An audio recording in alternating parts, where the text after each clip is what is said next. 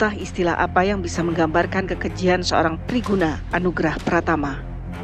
Dalam sepekan, dokter residen PPDS di Rumah Sakit Hasan Sadikin Bandung itu memperkosa 3 wanita. Priguna yang sedang menjalani pendidikan dokter spesialis anestesi di Rumah Sakit Hasan Sadikin menggunakan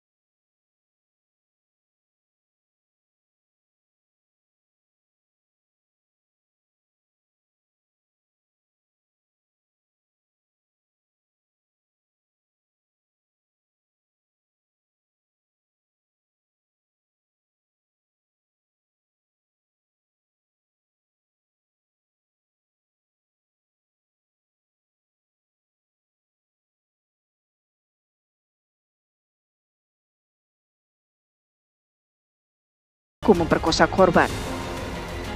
Ironis, ilmu kedokteran yang dimilikinya justru digunakan untuk pemuasan birahinya. Ia bukan hanya melanggar hukum, tetapi juga mengingkari sumpah jabatan sebagai seorang dokter. Tim TV One mengabarkan.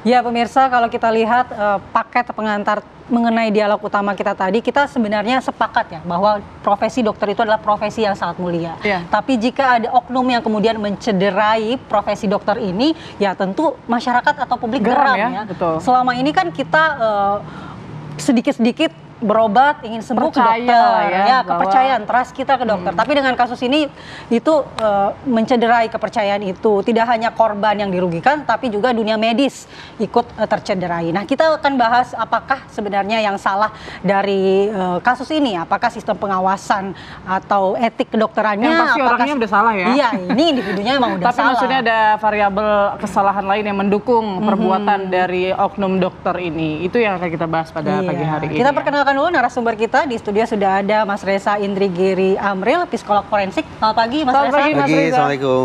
Waalaikumsalam warahmatullahi wabarakatuh. Dan secara daring juga kita sudah terhubung dengan Dr. Slamet Budiarto, Ketua PBID. Selamat pagi Dok. Pagi dokter. Selamat pagi. Ya, dan nanti juga kita akan tersambung juga dengan Dokter Gigi Mirza Mangkianom, ini dokter influencer ya, yang juga merupakan dokter gigi. Yang membantu menyuarakan gitu ya, kasus ini. Chat-chat dari kakak maupun adik korban begitu. Dokter Mirza Mangkianom. Betul. Nanti kita akan hubungi lagi, namun kita ke Dokter Slamet terlebih dahulu. Dokter Slamet, bagaimana sebenarnya ID menyikapi kasus dari dokter residen Priguna Anugrah ini, Dok? Apa saat ini sikap ID yang sebetulnya? Ya, terima kasih. Yang jelas kan dokter tersebut melakukan perbuatan kriminal yang mencoreng nama profesi kedokteran, melanggar sumpah dokter, mencoreng Ikatan Dokter Indonesia sebagai anggota, dan melakukan perbuatan yang asusila yang sangat merugikan pasien dan keluarganya, sehingga ini mengutuk perbuatan tersebut. Dan tentunya kita sudah jelas lah kalau terhadap personnya adalah perbuatan kriminal yang harus dihukum. Yang kedua adalah tempatnya. Saya melihat kronologisnya itu kok sangat mudah sekali membawa pasien sendiri ya dari lantai UGD ke lantai 7 tanpa ada pengawasan CCTV dan lain-lain yang harusnya dipantau selama 24 jam, SOP mendapatkan obat, SOP membawa pasien tanpa perawat, itu menurut saya rumah sakit juga harus ikut bertanggung jawab ya. Begitu Pak. Baik, nah ini kabarnya juga ID tengah mempertimbangkan ya soal pemecatan dari oknum dokter tersebut. Seperti apa perkembangannya, Dokter Slamet? Ya ini kan masih dalam proses penyelidikan dan penyidikan ya, sudah tersangka. Kita menunggu hasilnya dari nanti hukum apakah sudah menyatakan dia bersalah, tapi proses di ID sudah berjalan karena kan semua pelanggaran, semua perbuatan kriminal kan harus melalui proses. Sama halnya semua profesi lain lah. Profesi wartawan, profesi lain pasti kan kalau salah melalui proses. Dan ID sudah proses itu. Ya, baik. Kita ke Mas Reza. Mas Reza, ini kan seorang dokter dan kalau kita lihat bahwa untuk menjadi seorang dokter ini tidak gampang. Nah, kenapa bisa seseorang yang memiliki kelainan kejiwaan, kelainan seksual ini, narasi polisi begitu? Iya, narasinya seperti itu kan diungkapkan ada kelainan begitu. Kemudian bisa lolos menjalankan pendidikan dokter. Apa yang salah? Apakah proses rekrutmen dari dokter itu ada yang salah begitu?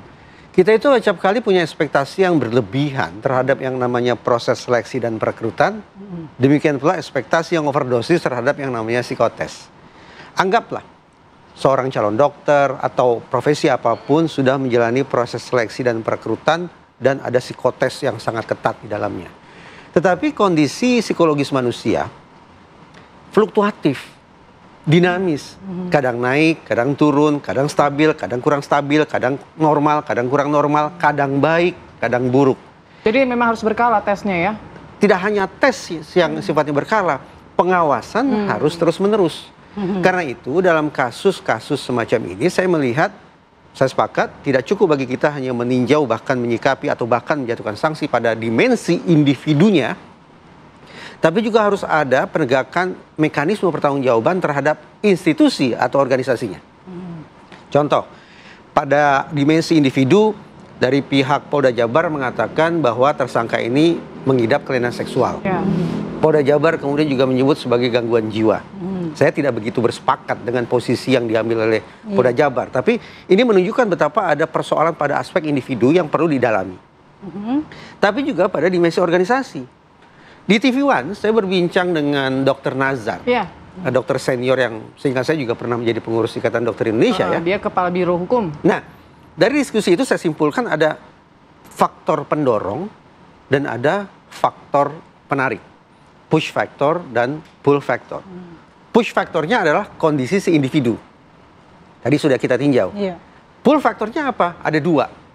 Pertama, Dr. Nazar mensinyalir bahwa 2 tahun belakangan ini yang namanya etik itu sudah hancur lebur. Kendor ya, semenjak ada regulasi ya. Mungkin tidak hanya etik pada aspek atau pada lingkup organisasi, tapi juga etik pada kehidupan negara kita. Gitu. Itu satu, aspek etik yang terbengkalai. Etika tidak lagi dijunjung sebagai sesuatu yang harus kita muliakan. Yang kedua pada aspek pengawasan. Baik pengawasan mungkin dari organisasi kah, dari tempat pendidikannya kah, atau dari rumah sakitnya. Nah kalau kemudian kita pertimbangkan dua dimensi ini, dua faktor ini, faktor pendorong dan faktor penarik, dimensi individu dan dimensi organisasi, maka mudah-mudahan kita akan bisa menekan kemungkinan peristiwa buruk ini terulang kembali di waktu yang akan datang. Tapi sekali lagi, kalau kita berfokus pada dimensi individu, tolong jangan menaruh ekspektasi yang kelewat batas terhadap seleksi perekrutan dan terhadap psikotes. Pengawasan seiring berjalannya profesi seseorang itu jauh lebih penting, jauh lebih efektif untuk menangkal terjadinya penyimpangan-penyimpangan. Karena itu memang tidak mungkin terdeteksi begitu ya dalam sebuah perekrutan gitu. Kita tidak tahu, anggaplah ada gangguan jiwa yang dialami oleh oknum dokter jahat ini, sebagaimana dikatakan oleh Polda Jabar. Kita tidak tahu kapan gangguan kejiwaan itu muncul. Apakah kemarin sore atau 2 tahun lalu? Atau setelah tes misalnya? Ya, ataukah psikotesnya terkelabui? Kan kita tidak tahu. Atau ada hengki-pengki kita yang membuat kemudian hasil psikotes berubah sedemikian rupa. Nah, sekali lagi lebih andalkan pengawasan terus-menerus berkesinambungan itu jauh lebih efektif. Mas Reza, ini juga yang menjadi sorotan. 2 korban lain dirilis sama Polda Jabar. Jadi ada 3 dan ternyata faktanya adalah modusnya sama, lokasinya sama. Nah, kemungkinan tidak menutup kemungkinan akan ada korban-korban lainnya begitu ya, sesuai dengan yang pernah Mas Reza sampaikan begitu ya, bisa 5 mungkin atau bahkan 6 begitu. Nah, untuk pemberatan hukumannya juga ini diusulkan hukuman kebiri. Bagaimana Mas Reza menangkapi dengan Pertama, sanksi pidana bagi pelaku perkosaan berapa tahun? 20 tahun? 30 tahun? 50 tahun? Tidak, hanya 12 tahun. Kecuali maaf, seandainya ada korban yang sampai kehilangan nyawa, meninggal dunia, baru hukumannya bisa naik menjadi seumur hidup. Tapi selama korban masih hidup, ternyata hukuman kita hanya menjatuhkan hukuman 12 tahun saja. Padahal penderitaan korban bisa sepanjang hidupnya. Seumur hidup. Nah, satu ya, itu satu. Yang kedua, kalau kita baca cermat di dalam peraturan perundang-undangan yang kita punya, kebiri tidak diposisikan sebagai hukuman yang sifatnya retributif. Kebiri bukan sesuatu yang dilaksanakan untuk membuat seseorang mengalami kesakitan, mengalami penderitaan. Mata balas mata, sakit balas sakit, bukan retributif. Sepemahaman saya, kebiri diposisikan sebagai bentuk rehabilitasi. Beda loh ya. Kebiri sebagai sebuah bentuk hukuman yang menyakitkan, dengan kebiri sebagai sebuah tindakan untuk menyembuhkan, tentu punya dasar berpikir, praktek kerja, dan efektivitas yang akan berbeda. Saya katakan begini, ini mengingatkan saya pada diskusi saya dengan Ibu Khofifah semasa beliau menjabat sebagai Menteri Sosial. Ibu Khofifah mengatakan bahwa efektivitas kebiri itu terbukti di sekian banyak negara Eropa.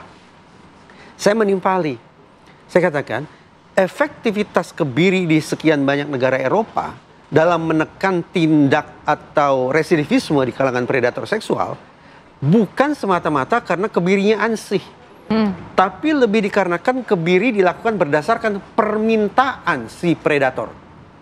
Jadi predator yang sudah mengalami pencerahan dari sisi berpikir, dari sisi moral, dia sekarang bisa menginsafi betapa perbuatan dia itu menyakiti sekian banyak orang.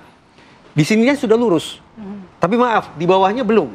Sehingga dia minta tolong saya dikebiri agar proses koreksi dalam diri saya ini paripurna. Cara berpikir saya sudah terkoreksi, sekarang cara bereaksi tubuh saya yang juga tolong dikoreksi lewat kebiri. Nah, saya ulangi, berarti pada tataran yang paling mendasar, yang membuat efektivitas kebiri itu tinggi bukan semata-mata pada perlakuan terhadap fisik si predator, tapi kebiri dilakukan berdasarkan permintaan si predator. Permintaan mengindikasikan bahwa cara berpikir si predator sudah terkoreksi. Di Indonesia, aturan tentang itu abu-abu, bahkan cenderung vakum. Sehingga saya membayangkan kebiri di negara kita dipraktekkan sepenuhnya sebagai sebuah putusan hakim. Mengabaikan apakah terdakwa berkehendak atau tidak terkait dengan kebiri itu. Resikonya apa? Kalau seorang pesakitan, seorang predator dikebiri dan bertentangan dengan kehendaknya, justru akan bisa menjelmakan dia sebagai predator misopet. Predator yang justru semakin buas, semakin berbahaya. Berarti harus ada persetujuan dari predatornya sendiri? Dalam prakteknya di sekian banyak negara Eropa, efektivitas kebiri ditentukan karena dilakukan berdasarkan permintaan si terdakwa atau si terpidana. Tapi mungkin nggak akan ada permintaan itu dari kalau di Indonesia ya? Semestinya bisa saja. Saya ingat, saya menyaksikan rapat di Komisi 8 DPR RI antara seingat saya otoritas ID dengan DPR, terjadi perdebatan di situ.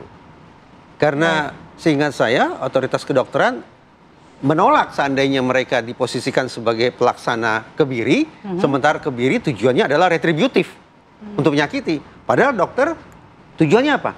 Menyehatkan, menyembuhkan, menyelamatkan, dan seterusnya. Baik, kita akan bergabung dengan Dr. Mirza Mangkuanom, sudah terhubung. Dr. Mirza, mungkin tadi sudah mendengar perbincangan kita dengan Mas Reza juga. Bagaimana menurut pandangan Dr. Mirza nih sebagai dokter influencer yang juga banyak mendapatkan DM-DM ya dari netizen terkait dengan kasus ini. Apakah hukuman yang seberat-beratnya ini dan juga ada wacana hukuman kebiri untuk dokter Priguna ini memungkin untuk dilakukan begitu? Tentu kalau dilihat dari aspek kebiadaban yang dilakukan, Artinya tanpa mengindahkan aspek hukum yang berlaku di Indonesia dan lain sebagainya, tentu banyak masyarakat yang menginginkan Dokter Priguna ini dilakukan hukuman yang seberat-beratnya termasuk kebiri. Tapi tentu kemudian karena saya tidak mendalami hukum pidana, ya jadi tentu harus berdasarkan pada peraturan hukum pidana. Apakah memang hukuman kebiri ini bisa dilakukan atau perlu dilakukan atau tidak?